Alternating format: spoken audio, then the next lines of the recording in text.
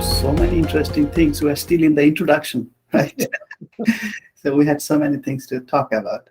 So uh, I think let's switch gear to our sex and sacred.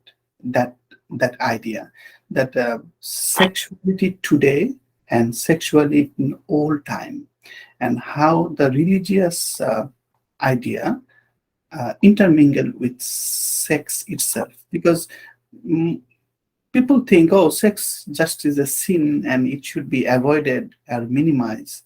But in ancient time, actually, sex was encouraged. So let's talk about those two simultaneously, because we obviously, by common sense, we understand sex is important in health and life and your psychological well-being. That is obvious. There's no point of discussing too much. There are thousands of literature. Freudian psychology is based on sex, anxiety, depression, all kinds of coping mechanism. People can read about those. We're not interested because those obvious simple things. So let's talk about more subtle things. So sacred and sex, how they go side by side in our time and in old time. Let's talk about that. Well, I think in the old times, prehistoric times, sexuality was just considered a normal part of life, like eating and sleeping and everything else. All species had sex. And to the extent that we understand prehistoric cultures or indigenous cultures, sex is not restricted in the way that it is in civilized cultures. And by that, I mean where you have large aggregates of people who are engaged in coordinated, institutionalized activities. Sex was considered magical and sacred because it felt good. There was nothing wrong with it. There was nothing wrong with most of the natural world in a lot of indigenous cultures. It's hard to make generalizations, but generally speaking, there might be a shadow side of things, but that's different from it being an evil side of things. It's just a complement to the light side of things. But with the rise of civilizations, when groups couldn't get away from each other, had to live in closer and closer quarters, you began to split everybody's participation in the sacred and give it to a priestly class. So we had people who specialized in the sacred, and gradually they became judges about what is sacred and what is not. And as more and more people lived in complex societies, sex was a force that had to be regulated, or it would disrupt family structures and parentage and things like that. So sex began to be regulated and tied into sacred prohibitions about, no, it's not okay to have sex in that way or with that person or all of this. And we developed all these rules around sex that you find in civilized societies and even in tribal and clan-based societies. There are a lot of taboos about who can have sex, who can have sex on certain days, who can have sex in certain ways. All these rules began to get built up until finally, in many, many cultures, sex, because it was so powerful and because I think it could bring about these altered or states of great intensity, the priests began to separate that and say, no, it's not okay for certain people to have sex or to have these visions or whatever they were. We're the only people who can have those, and we'll tell you whether your vision is a good one or a true one. So they began to accumulate sacred power, and the more they did this, the more sex began to be viewed as a distraction from the sacred path. If you were really on the spiritual path, you would divorce your bodily needs, and the main one was sex. You couldn't live without food, but you could live without sex. You couldn't live without sleep, but yeah, you could live without sex. And so splitting sex off and revering celibacy or virginity or some other form of sexlessness became regarded as that's the path to the sacred, because otherwise you're just too caught up in these gross needs of the body. Excellent. Excellent summary. I really liked it, that how you, because the sex was a very powerful thing that you have to reckon with, like priest, because people, if the common people finds the short circuit, and they're saying sex as a short circuit, bypassing the difficult route of all kinds of practices, discipline, all kinds of things to get an experience. If people can get experience directly by the sex, so it will eliminate the need for priestly class, or it might cause disruption in the society.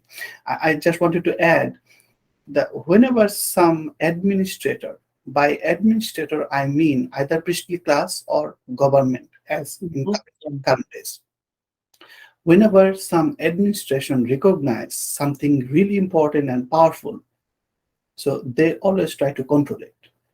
Like money. Money is important, is regulated automatically. So similarly, so the moment like anybody understands sex is so important, the automatically priestly class or some prophet or some any lawgiver, they try to regulate it. But it's paradoxical, because if you understand the word sacred, because I was puzzled one time, there's a human part, bone is called sacrum. I'm a medical person, that's why medical terms comes in my mind, don't judge me. So sacrum comes from the word because it used to be sacred. Why it is sacred? Because it contained the womb, the mother womb. And also in old time, people believed that sacrum, the bone marrow, and the bone connected to the phallus produces the semen. So because that part of creativity and regeneration and life is sacred to life, so that bone that's why called sacrum. So now you're saying that is so important, but you are just banning it also. It doesn't make sense. It doesn't make any sense to me either. No, but and it's interesting to see how much of this has been carried across very different religions. They still have this, that if you're on the sacred path, in most religions, in most societies, that means that your sex is even more controlled than that of other people. And yet we have a couple of traditions like Tantra, for example, and like Taoist sex in the Chinese tradition that use sex as an avenue to spirituality, but not in the way that many people today realize. People today study tantric sex mainly to have, more and better orgasms. They're not studying it as a spiritual path. In classic Tantra, sex was just a vehicle to arrive at very sublime spiritual states that had nothing to do with sex. You started out trying to raise your sexual energy with a partner, but as soon as you could, you got rid of the partner because you were only activating energy channels in your own body to get to a state of non-duality that actually was, uniting your body with everything that is. But it wasn't sexual per se. It was just using the polarities of male and female energy, or masculine and feminine energies, and transcending those polarities to arrive at something that was. Yeah, it's important that like nowadays, when outsider see a tantric practitioner, it's almost like modern day yoga. People go there to display their body rather than actual doing the exercise, right? Most of the YouTube yoga video people watch because beautiful woman, like nice figure, they try to show off their body with some flexibility, and the guys wants to watch it. But that's not the yoga. Yeah. Similarly, like tantric practice, many people join because they can have sex with stranger, or there's an opportunity to have sexual partner. Right. But as you mentioned, the real tantric practice was never about the ultimate sex itself. It was just a tool to go to somewhere else, something like that. Exactly. So now I can see a peculiar parallel. So at the end, we are talking about that sex provides a union opportunity of opposite polarity. That's the symbolic meaning of sex, right? The union of duality to convert into a non-duality or unity. So similarly, even in Old Testament, Abrahamic tradition, Israel was the people of Bani Israel was regarding as a wife of Yahweh, and their union is their religion. If you go to very, very deep, because that statement that I made, many people will think I'll be crazy, but that's the reality according to the book itself. If you read the book really carefully, so even in the traditional monotheistic religion, that part is still active behind the scene, that Yeah. sexual like drive. So this tantric practice is not totally exotic.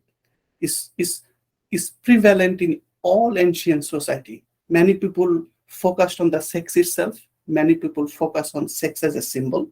Many people focus on sex as a liberator. And many people saw sex as an opportunity to get united with the divine. Mhm. So that's the hidden connection. Many people don't see that sex can bring you the window so that you can see the connection. And if you're sensitive, then probably you'll have a accidental exposure to those kind of experience that you didn't prepare for, but you will have it anyway. Doesn't matter if you wanted it or not, right? Something like that. So that's the interesting connection. So that's why sex is still important. So in Freudian psychology, it will control your life. So in Jungian psychology, if you cannot control your sexuality will control you, something like that, right? If you don't control your subconscious will control you. So what's the hidden drive in the subconscious is sexual drive, food, hunger, etc. But sex is the top. So that's why you have to acknowledge the power of sex even in the conventional psychology term. But even in spiritual term, wow, sex is still important even in conventional Abrahamic religion. So now I think after discussing step by step, now we came to the esoteric, like more esoteric part of the sex and castration and why people renounce in the ancient time. There are some cult. And let's talk about your paper. That's the main focus of our discussion today.